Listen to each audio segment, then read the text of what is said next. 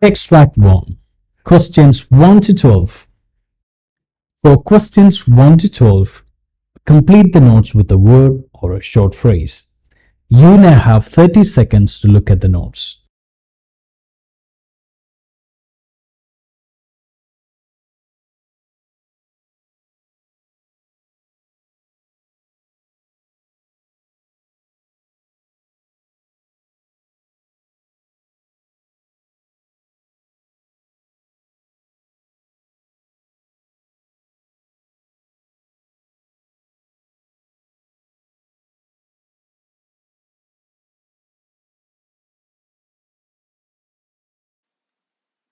Hello, Gary. I'm Dr. Hamilton. Nice to see you. Nice to see you, Dr. Hamilton. Yeah. Your doctor had called me. I've got your notes from him. Yeah, I've been trying to reach you for the last 2 months, actually. Right. I've been having a few issues, and went to my GP, and he asked me to come and see you. Yeah, that's right. You're a very busy man indeed. Indeed, absolutely. Yeah, and I've been traveling for a while as well. That's fine. Yeah, so I've gone through your notes. Yeah. And I've seen that you have been troubled for quite some time. Yeah, I mean, clearly for the last 5 years, I've been having tummy pains a lot. Okay. And the last sort of a month, it's been more and more. Um, I mean, long before that, the last 6 months, it's been tough. But the worst in the last 1 month. All right. And I've been trying bits and pieces, but it's not. It hasn't like helped me a lot. So Okay. All right. Yeah. So you know that your doctor had prescribed some antacids and things like that. yeah, Yeah. But now we have reached a stage where we'll have to run a couple of tests. yeah, Right. more than happy Has the to do doctor discussed that with you? He roughly mentioned that I need some blood tests and everything, Yep. and possibly if things are worse, he said I might need an endoscopy. That's right. Absolutely. Yeah. Yeah. Indeed. Yes. So I'm ready for any sort of surprises. Okay. Um, Given that you have this problem, particularly when you have food, I suppose. Yeah, well, after I eat, to be Okay. precise. So, Right. but if I skip a meal or something, I can get it. Um, but every time I eat something, Mhm. basically acidic. If I take anything acidic, any fruit juices or anything, or if I take anything All right. spicy, I get it as well. So, Okay. So can you let me know in detail what you feel and where you feel the pain exactly? well, I feel it on the lower part of my tummy. Okay. And exactly, it's sort of like, how do I put it together? It's a stabbing pain. Like it, I feel like I've swallowed a knife and it's like stabbing inside my tummy. That's exactly how I feel when I have food. Okay. Well, if I skip a meal, it's slightly different. I feel like a burning sensation inside my tummy. Mm-hmm. You feel like something's not right and something's on fire. So, Okay. yeah. So does that affect your work? Very much, yes. I had to call in sick a few times, and when I have sharp pain, I can't concentrate on my work. All right. Yeah. Yeah. So do you take any pain medication for that? Well, I do take paracetamol every now and then, All right. and I take some ibuprofen. So, like, when I have pain, Okay. I have tried some antacids. Right. Did As that well. help? Well, yes and no. If it's the burning sensation, it helps.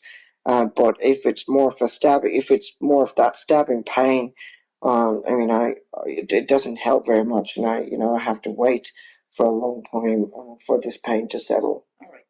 Can I know a little bit more about your diet?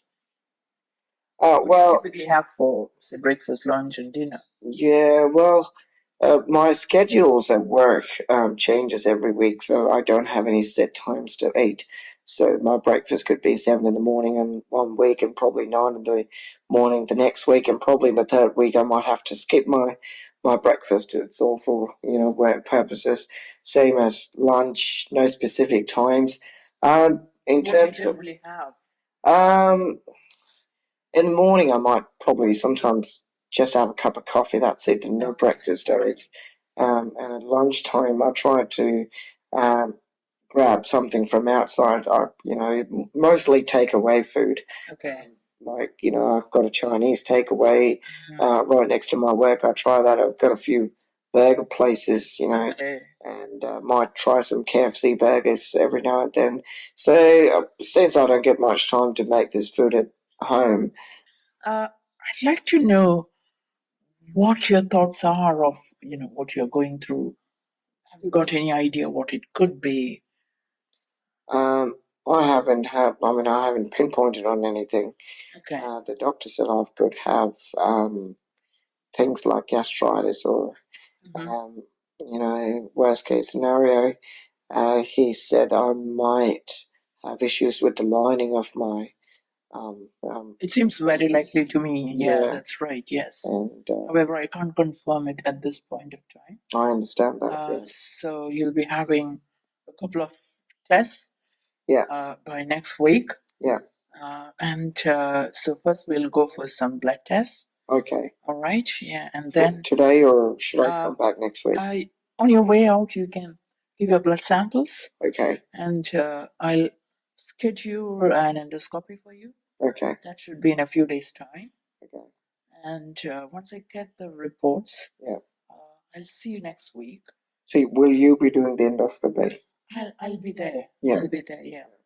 Right. Yeah. And do you know what it is? Well, I think it's like showing down tube down through my throat. That's yeah. right. That's right. Yeah. It's got a camera at the end. And that's absolutely right. Yeah. are you going through the front end or the rear end? The front end. Yeah. Yeah. Yeah. Yeah, I'm not a great fan of the rear end. Yeah, that's called a colonoscopy. That's Okay, different, cool. right? Yeah, and this is slightly uncomfortable, but we'll numb you. Yeah. Yeah, we'll spray Yeah. something to numb you, so that reduces the discomfort. Mm-hmm. And yeah, it's fine. Yeah. Okay. Right. Any questions? Not very much. Extract 2. Questions 13 to 24. For questions 13 to 24, complete the notes with a word or a short phrase. You may have 30 seconds to look at the notes.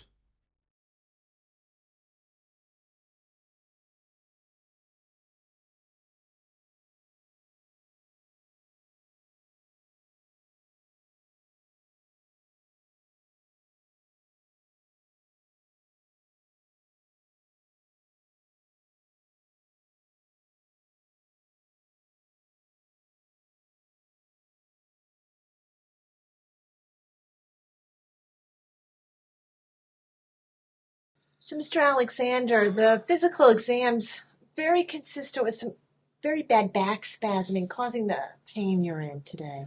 Well, I am in a lot of pain. I've been in a lot of pain for a little over a week now. That's why I went to the emergency ward, because it just was unbearable. So, and I'm not sleeping well neither from this. Yeah, you're exhausted. I am. Pain. Yeah. Extremely. Well, this back pain we can treat with some medication for the pain, something for the back spasm as well, exercises, and a heating pad to make you feel better. Most of the time, back pain will get better with this conservative treatment.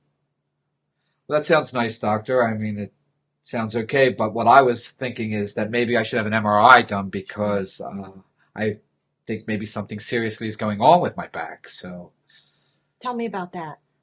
Well, I'm concerned that something is seriously wrong. Like I may have a pinched nerve or slip disc or something. And I figured an MRI could at least show if that's what's going on, or roll it out. And, it'd be sort of like a peace of mind thing for me as well. So. Yeah, yes. I could see you're worried about it, and I would be too. But I have to tell you, the physical exam today shows nothing more than the back spasm. It has none of these red flags we worry about, such as the weakness in the leg, problems with the reflexes, or anything with this neurologic exam. It all came back normal today. You had no fever in the history, and no problems that besides the pain that you're having from the lifting that you described. I know you're in a lot of pain and you're worried about it, but most of my patients get better with this conservative treatment.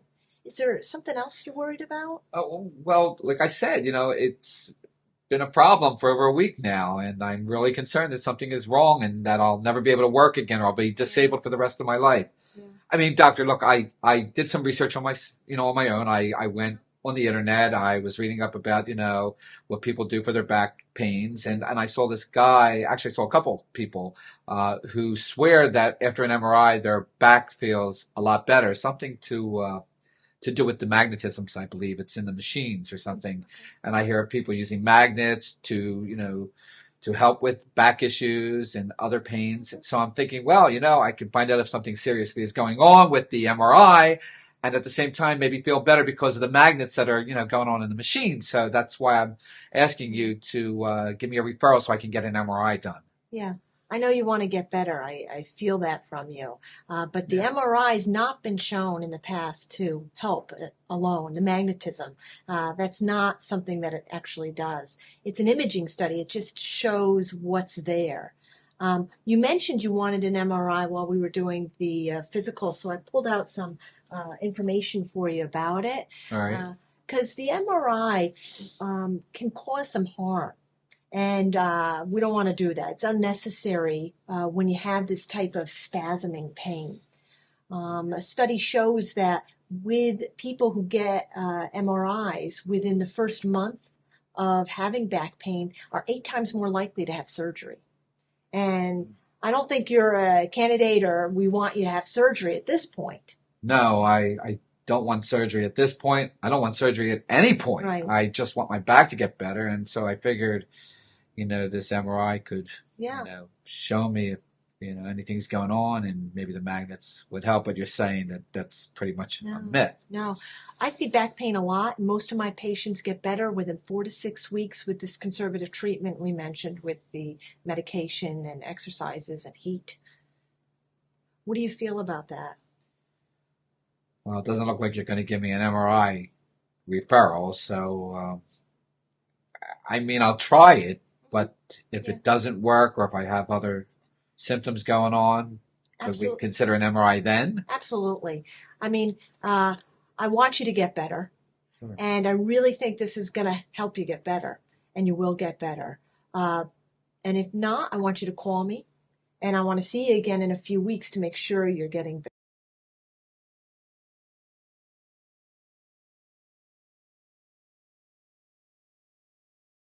Part B. In this part of the text, you will hear 6 different extracts. In each extract, you will hear people talking in different healthcare settings. For questions 25 to 30, choose the answer A, B, or C, which fits best according to what you hear. You'll have time to read each question before you listen.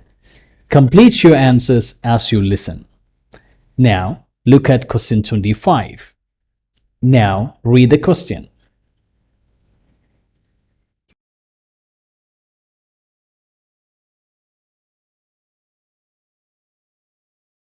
I've got this delightful gentleman for you to look after. You might know him. He had a few frequent admissions.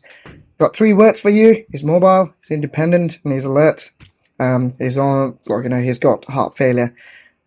He's on a beta blocker, he's got ACE inhibitor, and he's anticoagulator as well. But the problem is, you have to look after him like an eggshell without cracks. Well, I guess you're okay with that. He's got bilateral leg dressings. He's got a few social issues as well, but the discharge coordinator will, fill you up with that. Rest is all as per the pathway. I can take an easy early minute now you've come in. I've heard you're going to America. Oh God, we're going to miss you so much. Enjoy.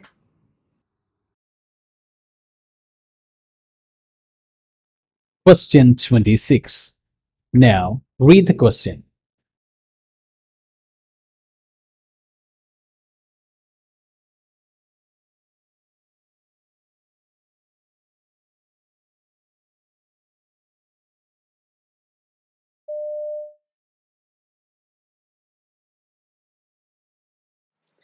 Mr. Fernandez is a 52-year-old gentleman who was admitted to the ER last night. He lives with his wife, Judy, and was found down at home. He also noted he had lower extremity swelling for 5 days and was experiencing some shortness of breath and weakness. When they arrived to the emergency room, he was found to be in atrial fibrillation with a rapid ventricular rate between the 150s and 160s. After 2 boluses of diltiazem, he was started on a drip. He has 2 peripheral IVs, an 18 gauge in his left hand and an 18 gauge in his left. Both were started in the emergency room. Mr. Fernandez is a high fall risk because he fell at home. His bed alarm is on at all times and his call bell's within reach. Mr. Fernandez, since you fell at home, you're considered a high fall risk, so we need to keep the bed alarm on at all times, okay? Okay. And if you need any when you get up, you need assistance, so make sure that you call when you're getting out of bed. I will use this red button on this. Okay, so we can count on you guys to call when you need help, right? I need to go get report on my other patients, so I'll be back in about 20 minutes. But if you need anything, make sure you call, okay? Okay, thank you. Sounds great. You're welcome. Question 27. Now, read the question.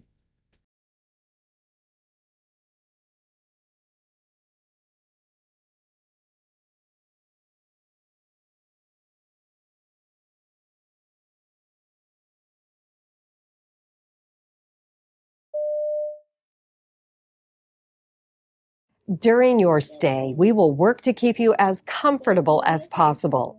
Unfortunately, it is unrealistic to feel zero pain after surgery. Our goal is to manage your pain at levels allowing you to participate in physical therapy and other activities. We have many tools to attack pain, starting with the peripheral nerve catheter, or PNC, inserted into your operative leg by the anesthesia team. The PNC delivers numbing medication to surround the nerve that supplies feeling to your hip or knee. We supplement the PNC with other medications as needed, either in pill or IV form. One big help in controlling your pain is to keep your new joint active by moving and working with therapy. Lying in bed too long can result in more pain as the joint grows stiff. In addition to pain medication, you will receive a 10-day supply of Lovenox. Question 28. Now, read the question.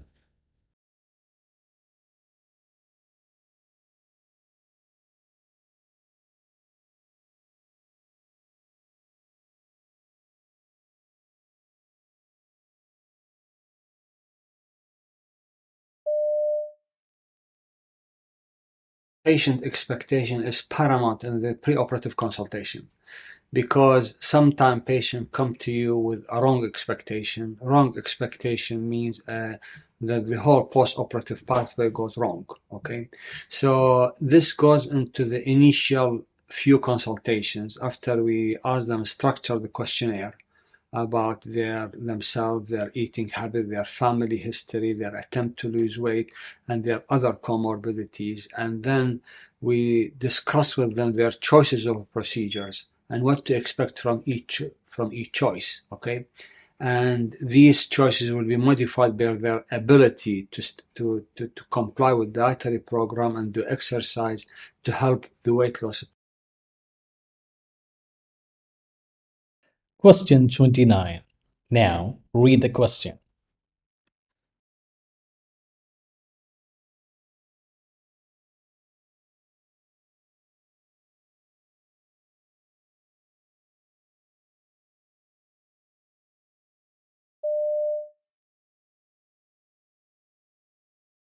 Today I'm going to be talking about a BIAMP overhead paging system along with a Rollin-Borg nurse call system and the power of connecting those two together. We can automate code blue processes so that when a code blue is pressed, it can automate a response overhead to the paging system, which I'll demonstrate right now.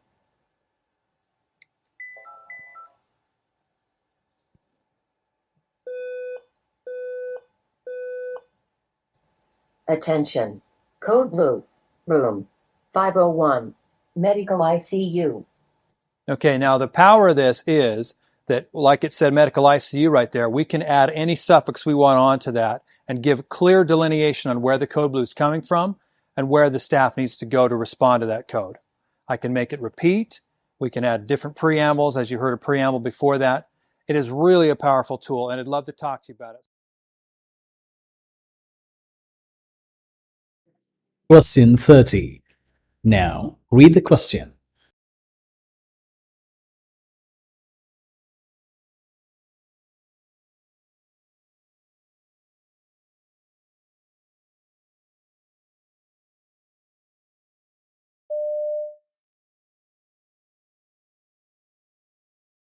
First and foremost, I think 20 is the new 25. When we studied glaucoma in school, most people were under the impression that 25 millimeters mercury was the high end of normal. We've found that recently, at 20 millimeters mercury, the intraocular pressure is elevated enough to be adequate, but at 25, it's really starting to affect axoplasmic flow on the optic nerve. So really aim for a pressure of 20 in your veterinary patients. Other things that are new in the realm of glaucoma and pets include the realm of neuroprotection, so medications like memantine, timolol, bimatoprost, and minocycline, which may actually protect the nerve and the nerve function. We are starting to look at glaucoma as more of a neurodegenerative disease, so not only a disease of the eye, but also a disease of the brain, and it can actually be affected by systolic blood pressure as well as intracranial pressure.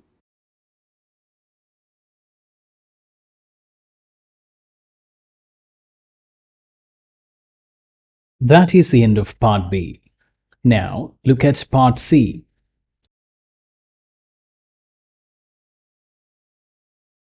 Part C. In this part of the text, you'll hear two different extracts. In each extract, you'll hear health professionals talking about aspects of their work. For questions 31 to 42, choose the answer A, B, or C, which fits best according to what you hear. Complete the answers as you listen. Now, look at Extract 1. Extract 1. Questions 31 to 36. You now have 90 seconds to read questions 31 to 36.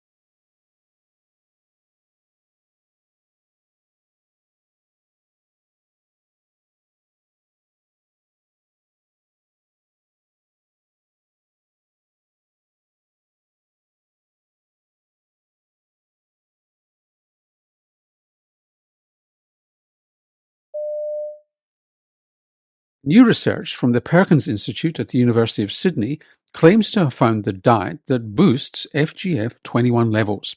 One of the lead scientists on the study was Samantha Solon-Beat of the Perkins. Welcome to the Health Report. Thank you for having me.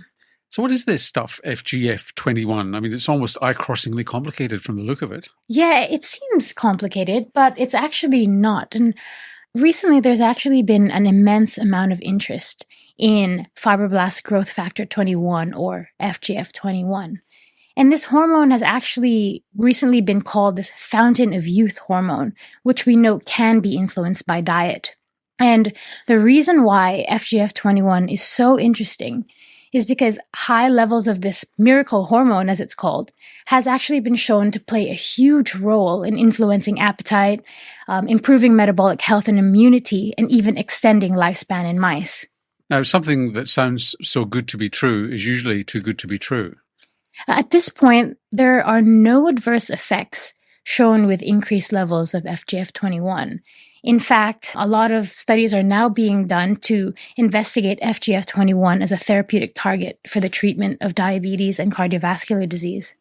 Let's just double back, Sam. A year or so ago, we had Steve Simpson, who's the director of the Perkins Institute, talking about this 25 diet study where they studied 25 diets in mice to see if you could replicate the life-prolonging effects of a low-calorie diet. Where extremely low-calorie diets in some animal species, in fact all animal species, it seems, apart from humans because it's not been proven yet, increases life expectancy or lifespan.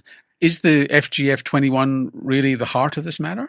We think it actually could be. Certainly in this study, we've shown that a diet low in protein and high in carbohydrate is the most effective way to increase levels of this miracle hormone.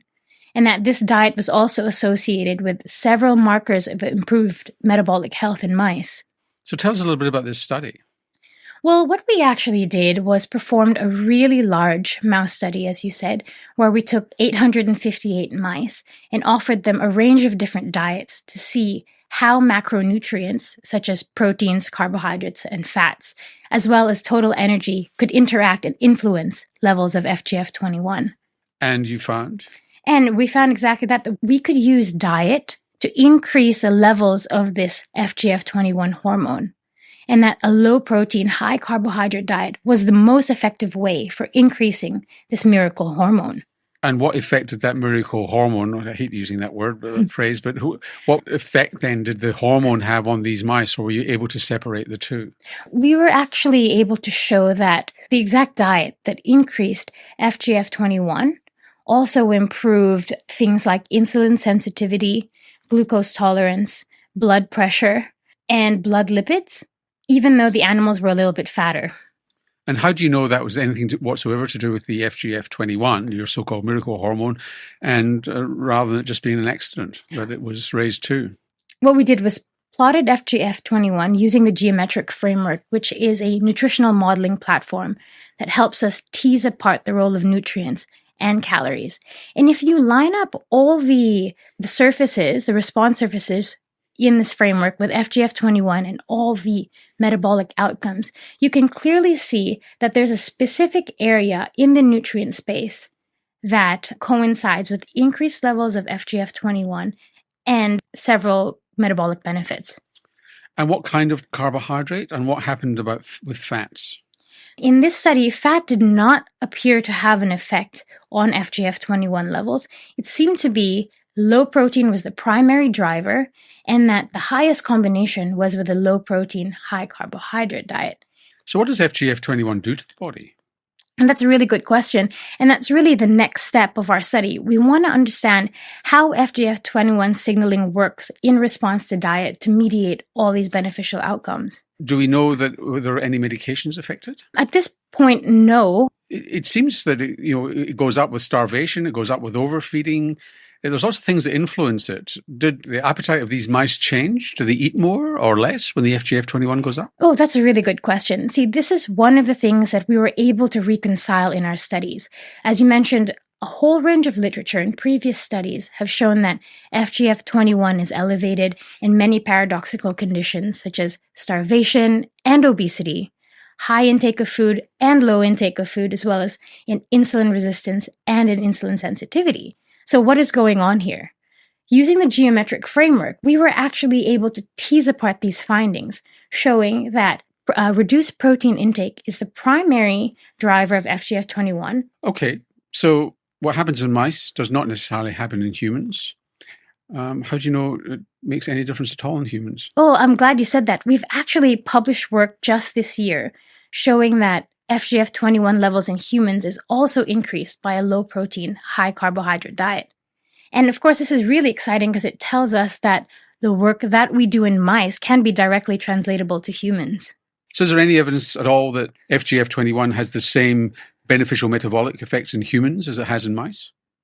Yes, there is definitely evidence to suggest that high FGF21 levels is directly related and associated with several benefits of metabolic health in humans as well. So we should put it in the drinking water then, do we? Yeah, probably. That seems to be the case, yes. how would it work? I mean, obviously, a hormone like this is probably destroyed in the stomach. This is not something that you would give directly to people, I assume, in the therapeutic context?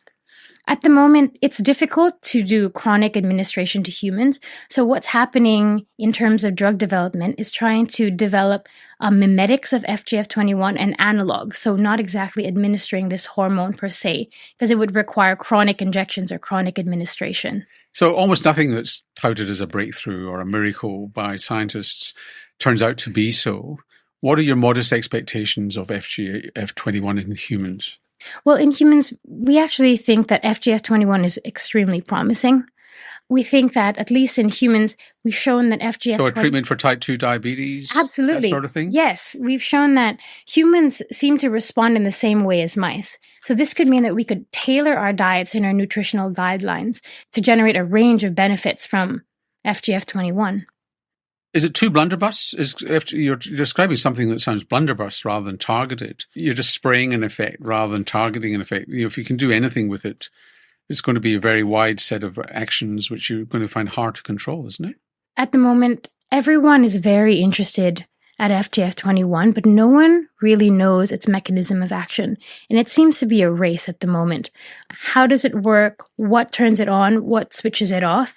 And what can we do to find out more about it? So at this point, I think it's a really hot topic and everyone's racing to find out the answer. And you hope you'll be first. Hopefully. Sam, thanks for joining us on the Health Report. Thank you so much. Samantha Solon-Beat is a researcher at the Perkins Institute at the University of Sydney, and on our website we'll have a link to our previous interview on the diet and longevity study.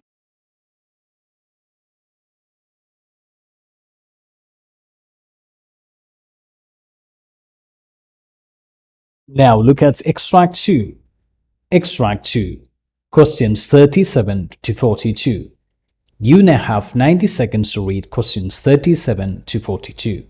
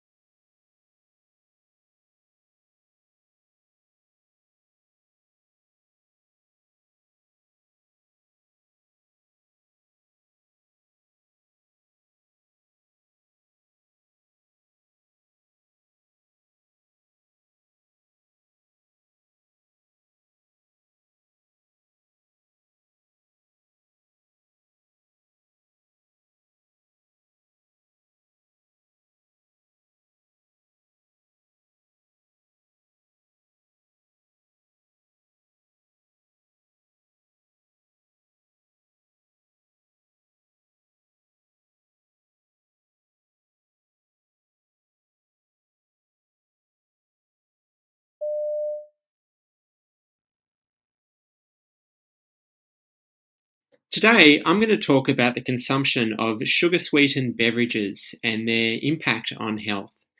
I'll tell you about how it leads to increased energy intake and therefore increased weight gain. This weight gain will lead to obesity, and then from that we get all kinds of diseases, including diabetes, cardiovascular disease, and some cancers as well. It's quite a big problem in Australia. In fact, Australia is in the top 10 countries per capita for the consumption of soft drink.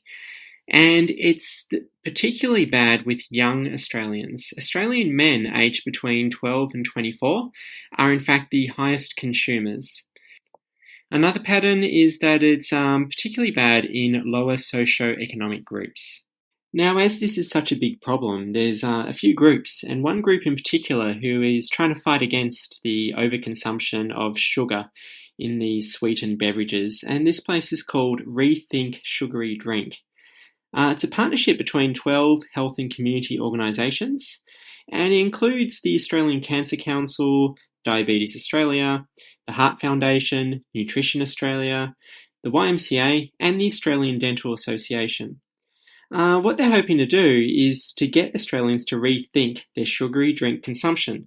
And they're going to do that by highlighting the amount of sugar in beverages such as soft drink, energy drinks, sports drinks, and fruit juice. If you go to their website, which is rethinksugary.drink, or one word, .org.au, you can find some facts about sugar intake in Australia. You can also access various research and media. This includes posters that you can put up. And you can calculate how much sugar there is in certain drinks. And you can also calculate how much exercise you'd need to do to burn off the sugar you've consumed. So what's actually causing people to consume so much sugar-sweetened beverages? Well, there's quite a few things. So there's role models. And this is quite big for children in particular, role models. Now, for adults, there's some specific things, and that could be their social setting. So we need to remember that there's a lot of sugar and alcohol as well. And of course, social settings with alcohol, people are going to consume that. We also find that if you're having fast food, then lots of people will have sugar-sweetened drinks as well, because often they're sold along with the fast food. For children, we're looking at the availability for children. So, for example, how available it is at home, if it's in the fridge, if it's available. And we're also looking at schools as well. Now, a lot of schools have vending machines with soft drinks in them, for example. Another factor is advertising and marketing. Now, a lot of the marketing could be targeted for children in particular. So, it could be entertainment or sporting events. There might be lots of advertising for sugar beverages, children's sports events. One example is Moomba in 2015. This is lots of children attend this, and there's lots of soft drink advertising at Moomba. If we look at Coca-Cola as one example, so Coca-Cola actually spent $29.6 million in marketing in 2009. So marketing is a really big deal. We also find that price is a big issue as well. So soft drinks and juice, they have high price elasticity of demand. What we mean by this is how much of it's bought will have a big difference on price. Now, it's estimated that if we had to tax 20% on soft drink, then the drop in demand from that tax would result, in weight loss of between 0.7 and 1.2 kilograms average per person per year, just from that tax. So speaking of tax, there's a new tax which was announced in the UK on sugary drinks, and this is going to start in 2018. Now, there's already a tax in some places. There's a tax in Hungary, in Mexico, and in France. We've also got Berkeley in California, America, but they're not going to have their tax until 2018, same time as the UK. So with the UK tax, it's going to depend on the content of sugar. So they're measuring it by the amount of grams of sugar per 100 millilitres. If the beverage has between 5 and 8 grams, then it's going to cost around 30 cents per litre extra with this new tax. Now, the rate's higher if it's over 8 grams, and that's going to be 50 cents per litre. Now, it doesn't apply to fruit juice or milk products, so it's just to soft drinks. Now, there's been approval from a lot of health advocates. However, there have been some arguments that this tax will punish poor people. This tends to be for people who are working for the soft drink companies, to be honest. They think it's exclusionary. So the argument some people are having is rather than a tax, there should be some other methods, because some people think that the tax shouldn't be used to force choices. They think rather than forcing people's choices through price, it's better to increase education and make people have informed choices rather than make the decisions based on price. But we'll see how this tax goes. It seems to be pretty promising for a lot of people involved. So a lot of research has been done on weight gain and consumption of high sugar drinks, and the different studies have shown slightly different effects and results. Now, one reason for this is that there's been different study methodologies. Another is that there's different sample characteristics. We also have different definition, of the variables. So the variables are differently defined. So more research is needed. It needs to be more tightly controlled. But what we do find is that there's at least a probable association between sugar-sweetened drinks and increased weight gain, body mass index, overweight, and obesity. What we've also found is that people consume these drinks without less food to compensate.